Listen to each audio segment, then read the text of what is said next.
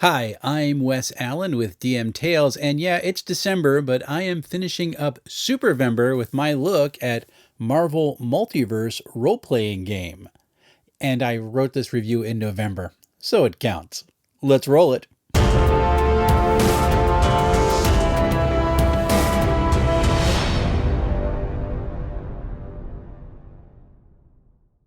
Before I begin, I want to give a shout out to my channel members because you are all amazing.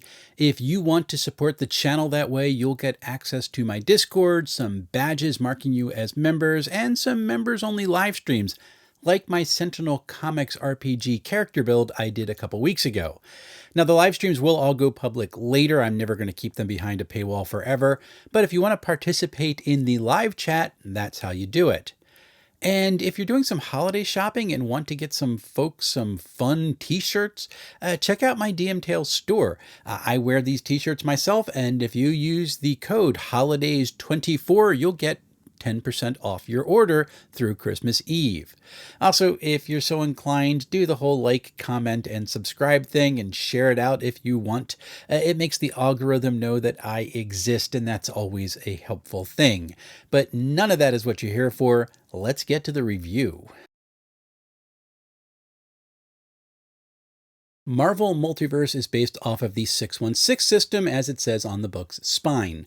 And for folks who collect comics, Earth 616 is Marvel Comics' main continuity. It's been reset over the years, otherwise the classic characters would be in their late 70s or later by now, but that is the prime canon. The Marvel Cinematic Universe is also called Earth 616, though, so I don't exactly know what that means for the comics, but it's a nerd argument for another day, and I'm looking forward to it.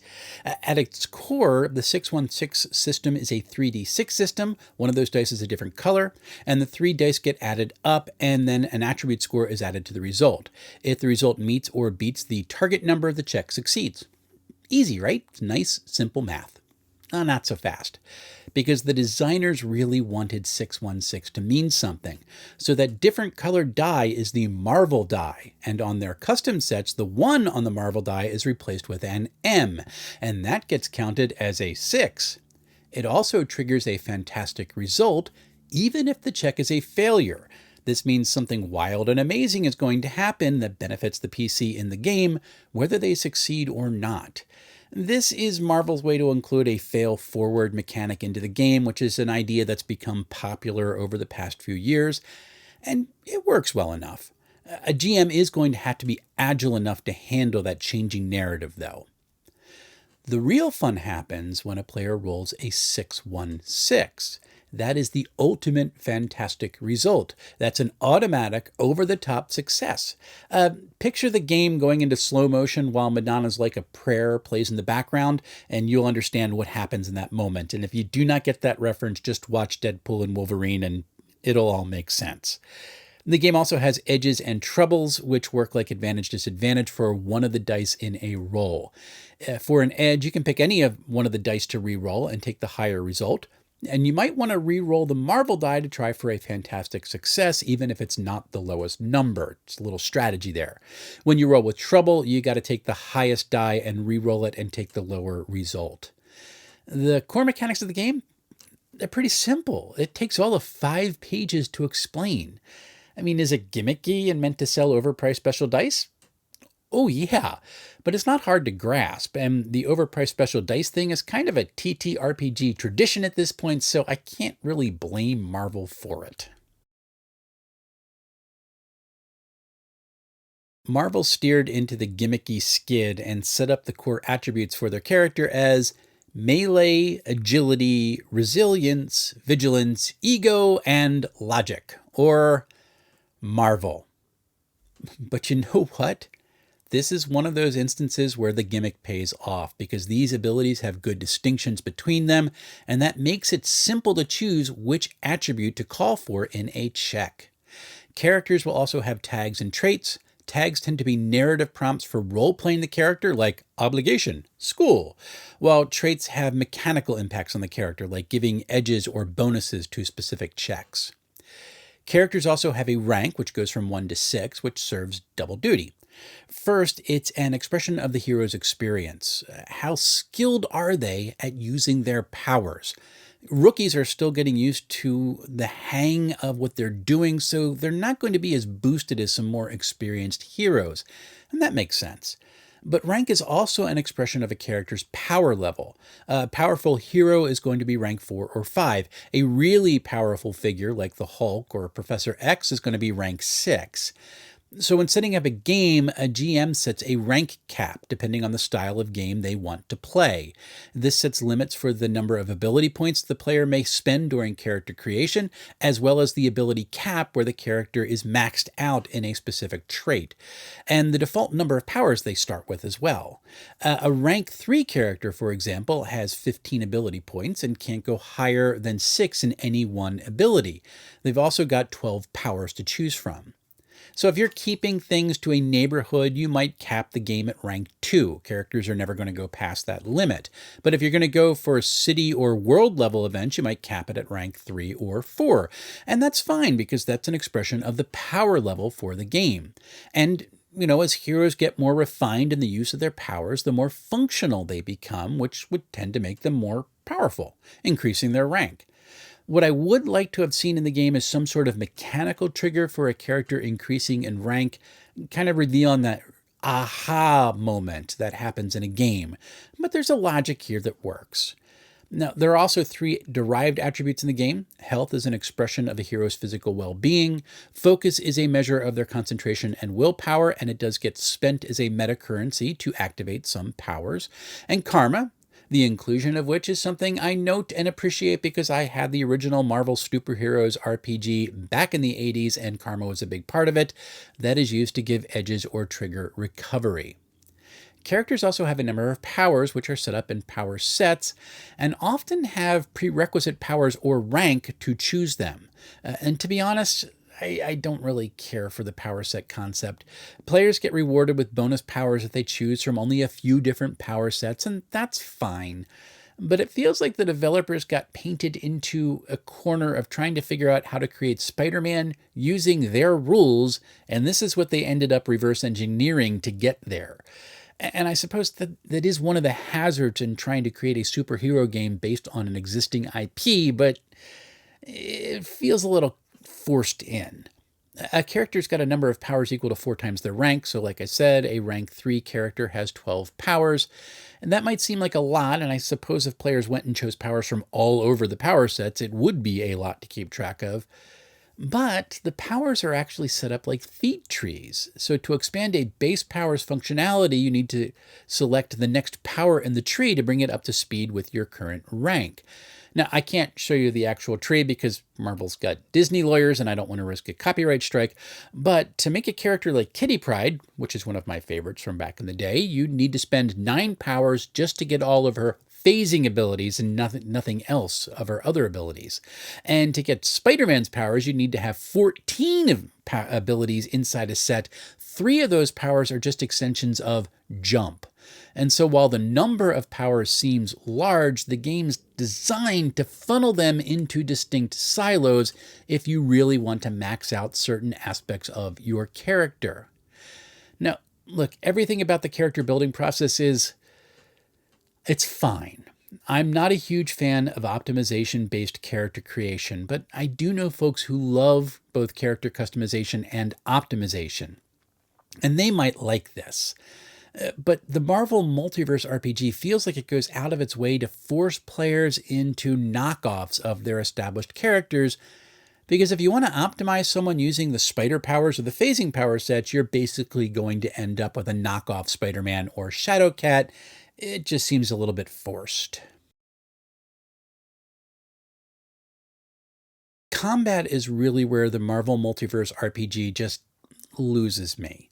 Page 25 says the default way to play the game is in the collective imaginations of all the players, otherwise known as theater of the mind.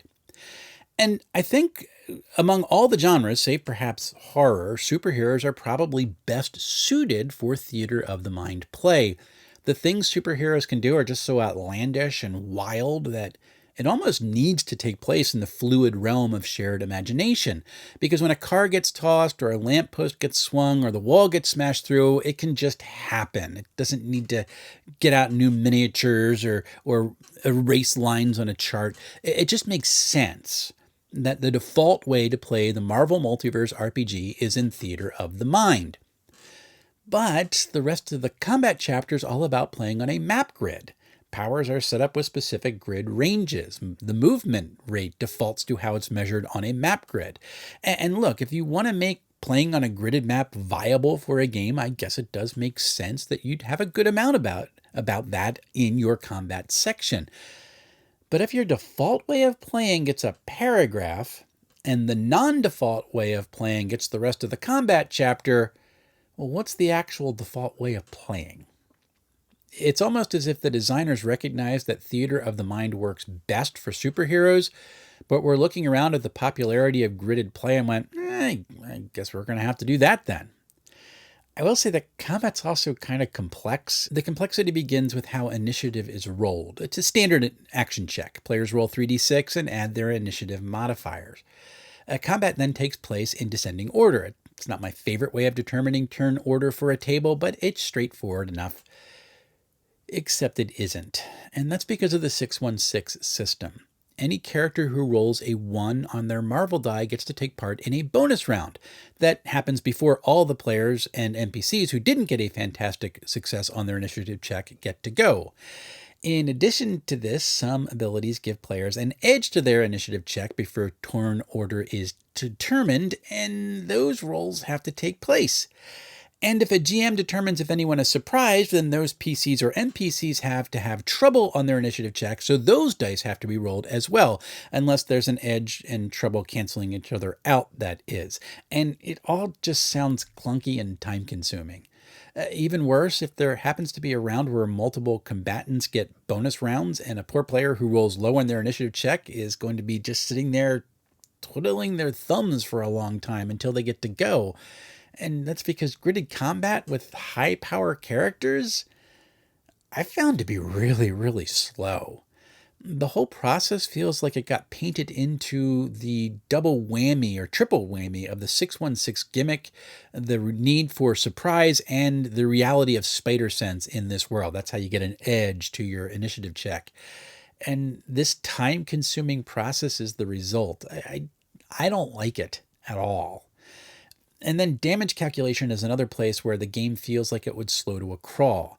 The basic calculation is the result of your Marvel die times your multiplier plus an ability score.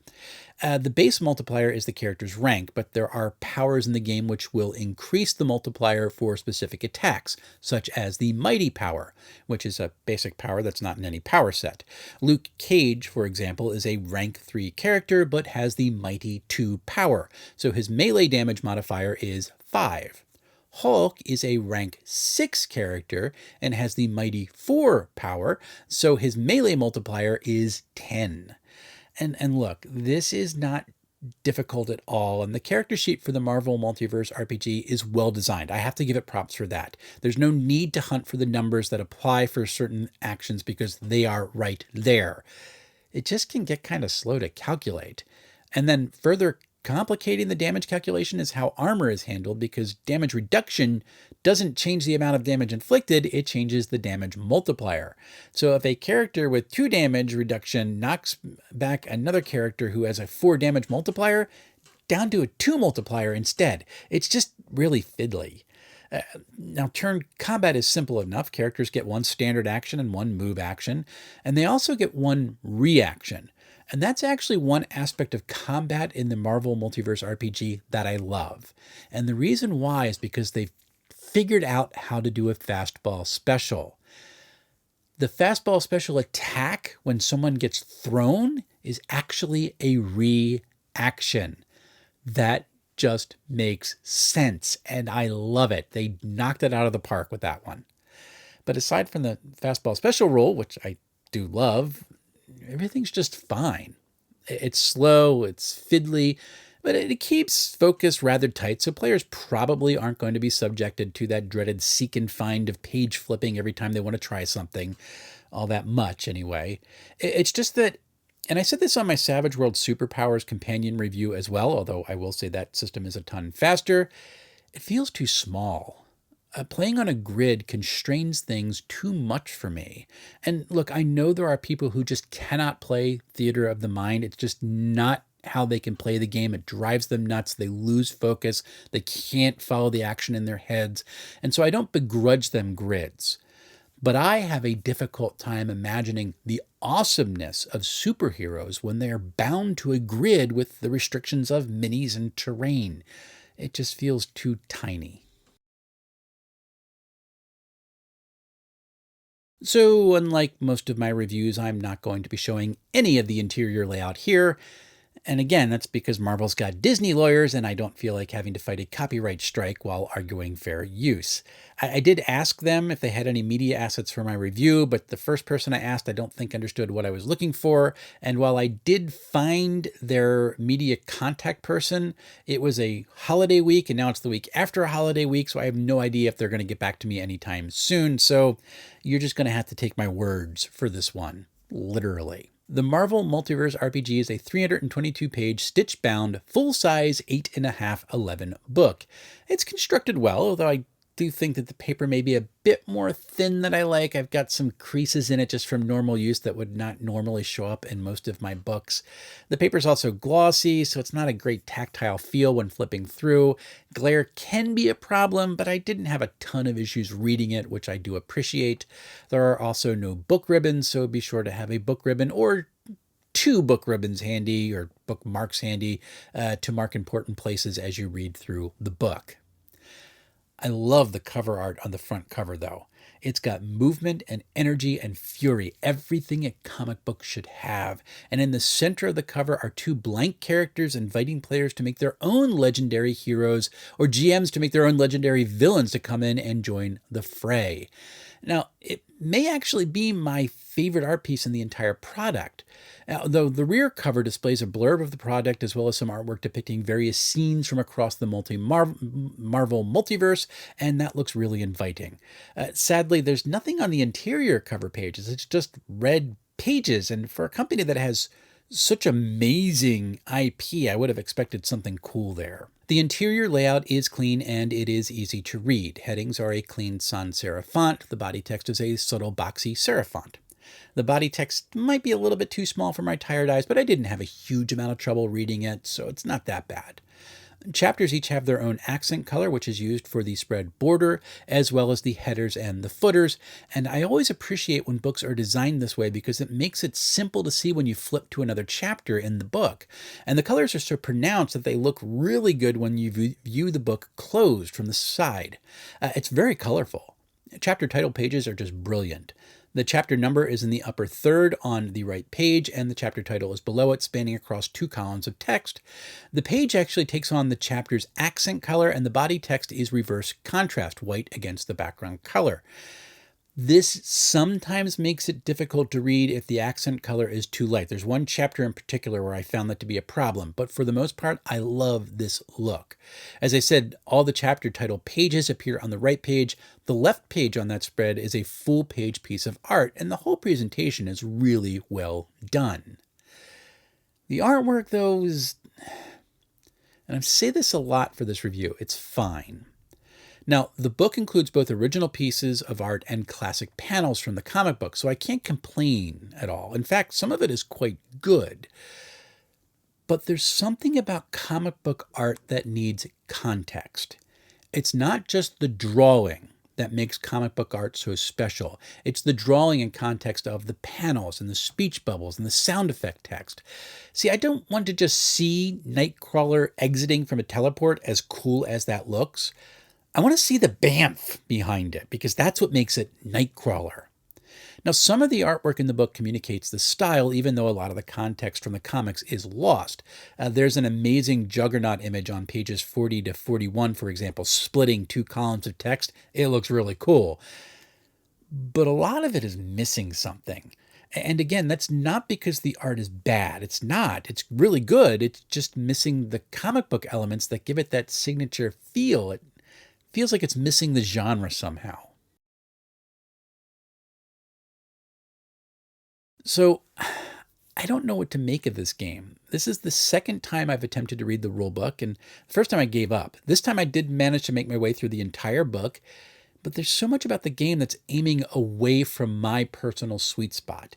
I don't much care for tactical grid combat or optimized character builds, and all the rules that need to be inserted to keep those style of play concepts on track.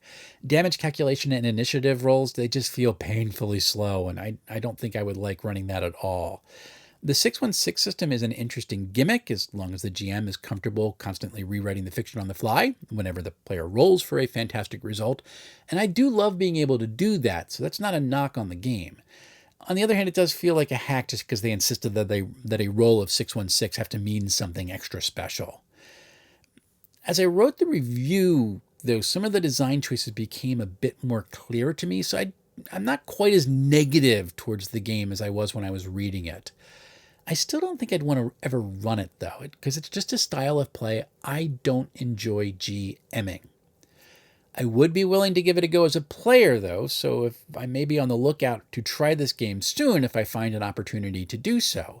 I gotta ask you, have you run or played this game? What do you think of it? Do you really like their take on the Marvel Multiverse in this RPG?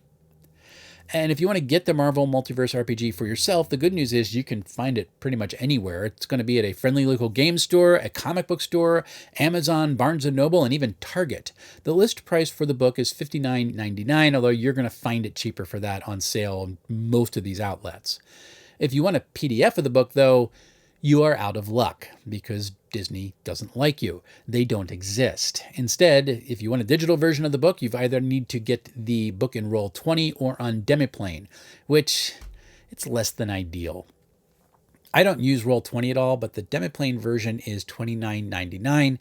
That seems overpriced to me, but you're also getting the character building tool, so I guess it evens out, and if I do ever see it on sale just for that aspect, if it drops down to like $19, I might actually pick it up and try it out.